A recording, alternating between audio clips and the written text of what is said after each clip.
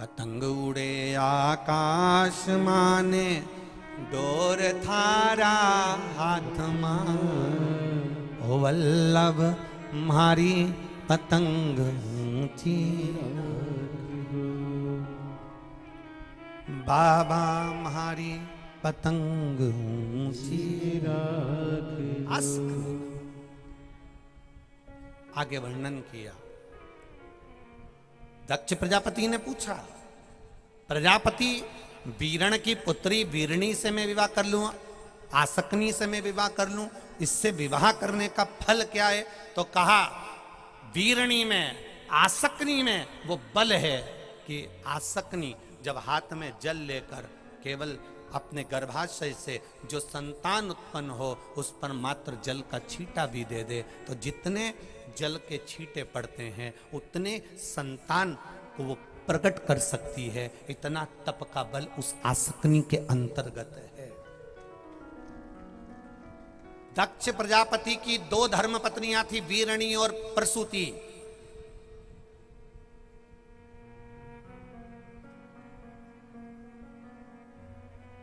एक वीरणी है, एक प्रसूति है।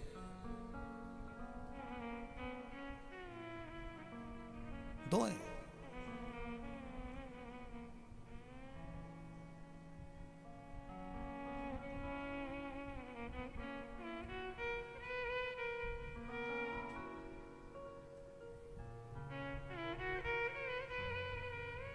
महाराज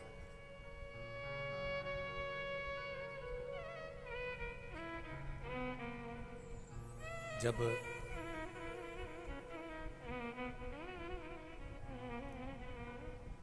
जिस गौ माता को आपने घर में पाला है, जिस गौ माता को आपने घर में रखा है, जिस गौ माता की सेवा आप कर रहे हो, और मान लो उस गौ माता के संतान होने के बाद भी उसका दूध नहीं आता, तब भी आसकनी का स्मरण किया जाता है, तभी भी आसकनी का स्मरण किया जाता है। जो गाय गर्भ से नहीं होती है, जो गाय का गर्भ नहीं ठहरता, बहुत बार इलाज करवाया, सब कुछ करवाया, तो भी गाय का गर्भ नहीं ठहरता, तो भी आसकनी का स्मरण किया जाता। ये आसकनी कोई साधारण नहीं है। स्त्रियों के लिए, नारियों के लिए ये एक औषधि का कार्य करती है। ये वीरणी दक्ष प्रजापति की पहली पत्नी, ये नारी के लिए औषधि का मूल है। ये वीरणी या आसकनी नारियों के आसकनी कहा राजा वीरण की, ये प्रजापति वीरण की पुत्री वीरणी से तुम विवाह कर लो, आसकनी से तुम विवाह कर लो। दक्ष प्रजापति ने हां कर दी, विवाह की तैयारी हुई, वीरणी के साथ विवाह भी हो गया, आसकनी के साथ विवाह भी हो गया। विवाह होने के बाद संतान की प्राप्ति होना प्रारंभ हुआ और महाराज वीरणी के गर्भ से 10,000 पुत्रों का जन्म हुआ और धीरे धीरे फिर 60 कन्याओं का जन्म हुआ।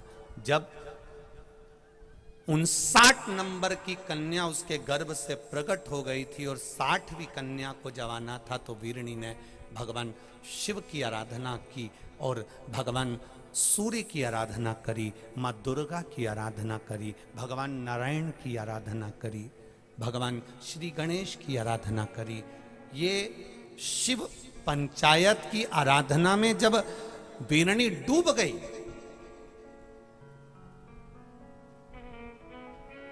वीरणी जब डूबी है शिव की आराधना में, दुर्गा की आराधना में, गणेश की आराधना में, भगवान विष्णु की आराधना में, सूर्य की आराधना में, ये शिव पंचायत है। इस शिव पंचायत की आराधना में जैसे वीरणी डूबी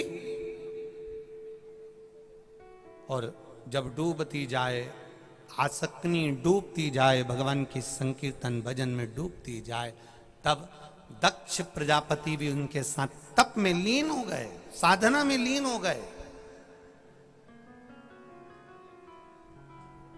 मां दुर्गा ने सूर्य नारायण भगवान के कहने पर, भगवान नारायण के कहने पर, भगवान देवादिदेव महादेव के कहने पर मां दुर्गा ने आकर पूछ लिया, शिवा ने आकर पूछ लिया।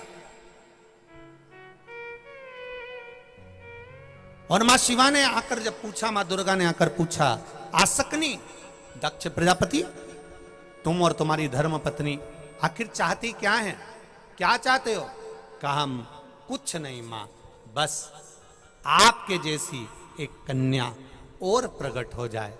तब आसकनी के गर्भ में स्वयं मां दुर्गा ने कहा, कहाँ मैं कन्या ढूंढने जाऊंगी, मैं स्वयं आसकनी वीरणी तेरे गर्भ में, दक्ष प्रजापति तुम्हारी पत्नी के गर्भ में मैं स्वयं आकर विराजमान होंगी। जब आसकनी ने तप कर कर माता से वर प्राप्त कर लिया, दक्ष प्रजापति को भगवान ब्रह्मा ने रोक लिया और ब्रह्मा जी ने रोक कर कहा, सुनो दक्ष प्रजापति, तुम्हें एक विवाह और करना है और वो विवाह मनु शत्रुपा की कन्या प्रसूति के साथ करना है।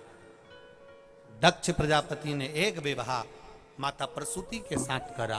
प्रसूति जो 9 वर्ष की अवस्था से भगवान की आराधना में डूबी रहती थी, तब साधना में डूबी रहती थी, वो प्रसूति इतनी भगवान की आराधना में डूबी रहती थी। जब देखा वीरणी ने प्रसूति को, कि प्रसूति को जब देखा तो इसके गर्भ से भी संतानों के जन्म हुए, इसके गर्भ से भी संतान हुए।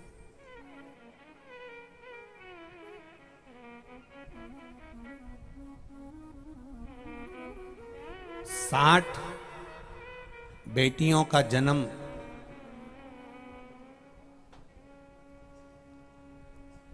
वीरणी के गर्भ से हुआ। 24 बेटियों का जन्म प्रसूति माता के गर्भ से। अब एक बेटी जो वीरणी के गर्भ में है, प्रसूति के गर्भ में है, वीरणी के गर्भ में है, आसकनी के गर्भ में है, और प्रसूति ने तप साधना करना प्रारंभ करा। ऐसा तप, ऐसी साधना करी, ऐसी साधना करी कि वीरणी का मन हो गया कि मेरे गर्भ में जो मां आदि शक्ति, मां दुर्गा, मां शिवा मेरे गर्भ में आ रही है, वो इस प्रसूति के गर्भ में विराजमान हो। आपस में स्नेह बहुत था और आधा गर्भ माता प्रसूति का जो कुछ महीने थे वो आसकनी के गर्भ में रहे और कुछ महीने माता प्रसूति के गर्भ में रहे। तब माता प्रसूति के गर्भ से जिस कन्या ने जन्म लिया उसका नाम सती हुआ, तब उसका नाम सती प्रकट।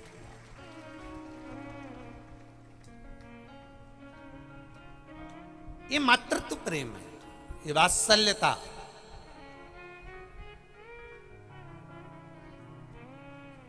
जितनी माता प्रसूति के प्रति माता सती का प्रेम है, उतना कि उतना प्रेम माता सती का वीरणी के प्रति भी।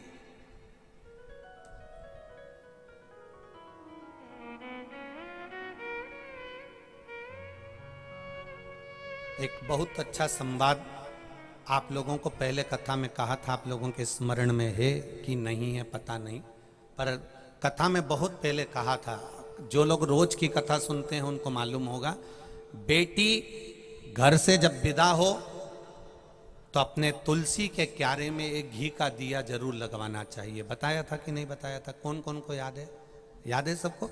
वाह, धन्यवाद आपको, आप रोज सुनते हो उसके लिए प्रणाम है आपको। बेटी घर से विदा हो, उस बेटी से तुलसी के क्यारे में एक घी का दिया जरूर लगवाना चाहिए, और घर में बहू जब प्रवेश करे तो तुलसी के क्यारे में एक घी का दिया जरूर लगवाना चाहिए। उस घर में से कभी लक्ष्मी की कमी नहीं हो।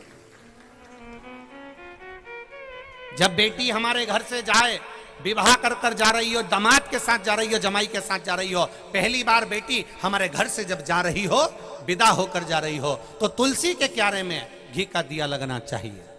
और आज के जमाने में गुरुजी तुम तो कहते हो कि तुलसी के क्यारे में घी का दिया लगवाओ, पर धर्मशाला से शादी करते हैं, गार्डन से करते हैं। अब मां धर्मशाला में, शादी के गार्डन में तुलसी के क्यारे में दिया कैसे लगवाएं? अब आप बताओ, क्योंकि यहाँ तो स्कंद पुराण तो कहती है कि घर के तुलसी के क्यारे से बेटी के हाथ से घी का दिया जलवाकर जब हम घर से बेटी को विदा करते हैं तो हमारे घर की बेटी के पांव की लक्ष्मी हमारे घर में ही रहती है, वो जाती नहीं है।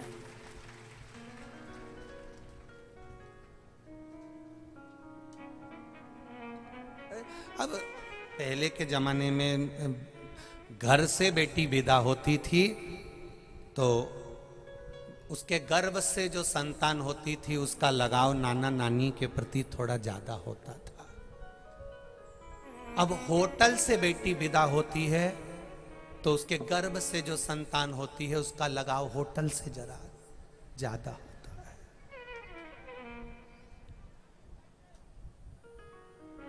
जिस घर की बेटी अपने घर के दरवाजे से विदा होती है, दहली से विदा होती है, उस घर में रहने वाले बुजुर्ग नाना नानी से जो बेटी के गर्भ से संतान होगी उसका लगाव घर में नाना नानी मामा मामी मौसा मौसी इनसे बहुत होगा। और जो बेटी होटल से विदा हो जाती है उसके गर्भ से जो संतान होगी उसका लगाव होटल के मैनेजर से और होटल से थोड़ा लगाव ज्यादा होगा। ये होता है। पहले बच्चे घर में जन्म लेते थे तो उनका प्रेम दादा दादी से होता था। पहले बच्चे नाना नानी क्या पैदा होते थे तो नाना नानी से प्रेम ज्यादा होता था। आज के बच्चे हॉस्पिटल में पैदा होते हैं इसलिए बच्चों का प्रेम डॉक्टर सिस्टर से ज्यादा रहता है। हर 2-4 दिन में बीमार हो जाते हैं, हॉस्पिटल लेकर जाओ। बच्चे भी ऐसे, घर में दवाई दो तो ठीक नहीं होते और हॉस्पिटल में जैसे लेकर पहुंचे 500 रुपए खत्म हुए, 2-4 हजार रुपए बच्चे ने लगाए और बच्चा ठीक। उससे पूछो क्यों? क्योंकि हॉस्पिटल में पैदा हुआ है ना, इसलिए मामा मामी से प्रेम बहुत है। हॉस्पिटल के डॉक्टर सिस्टर से इतना प्रेम है कि बस वो हाथ लगाते हैं वो ठीक हो जाते हैं। ठीक